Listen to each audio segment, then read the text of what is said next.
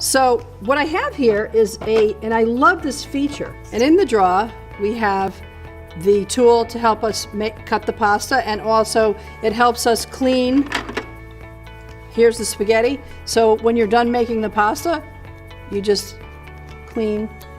It's one way to do it. So what we're going to do is we're going to put on the spaghetti disc, secure it.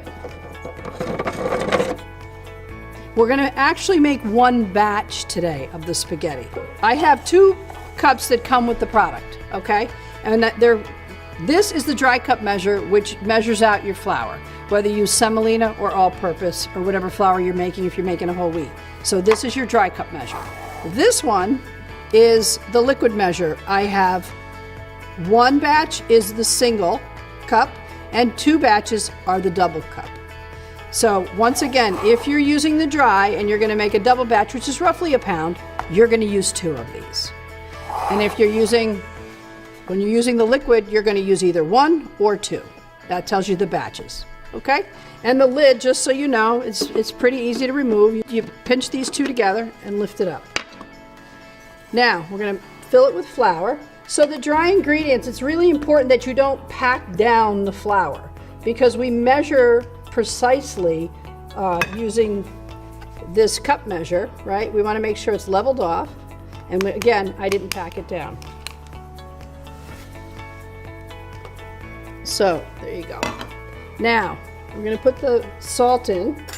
A half a teaspoon of salt goes in. Again, salt is for flavor. If for some reason you don't have your cup that comes with the Emerald pasta maker, then what you can use is 1 1/4 cups. You can use your own tools as well. So we're going to put the lid back on. It's just that simple. 1 egg for 1 batch.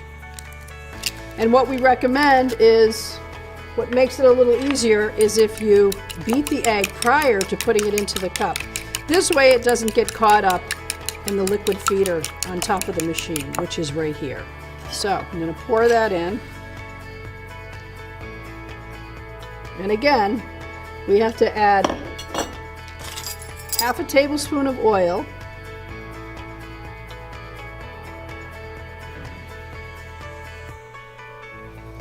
And then we're going to fill it to the batch line with water.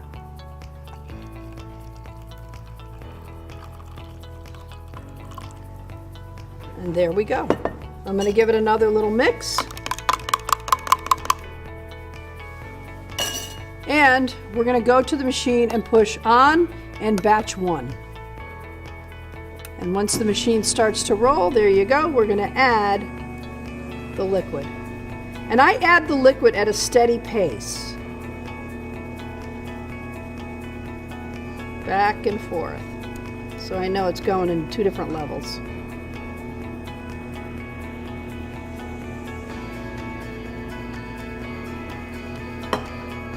Now we wait for it to mix.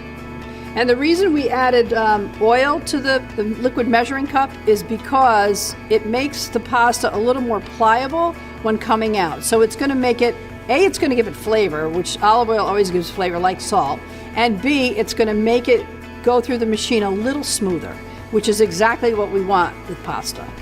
So I've paused the machine because I'd really like for you to see what the consistency is of this dough, so that you understand what you're looking for.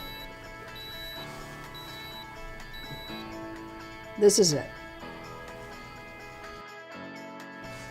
The machine is stopped and now it's going the other way forward to extrude the spaghetti.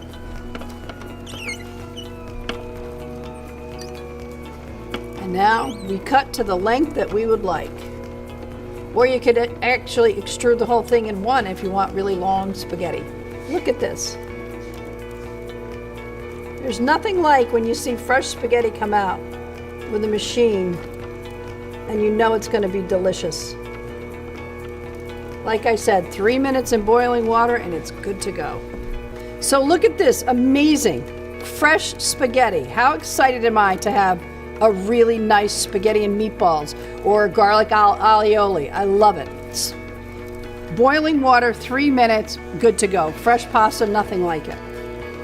So let's cut So what you can do is you go to the size that you would like. So the other thing that you can do is put it out on a tray, let it dry before putting it into the boiling water. You could make it today and eat it tomorrow, put it in the refrigerator. But if you do that, then you're gonna just sprinkle a little flour, toss it in the flour.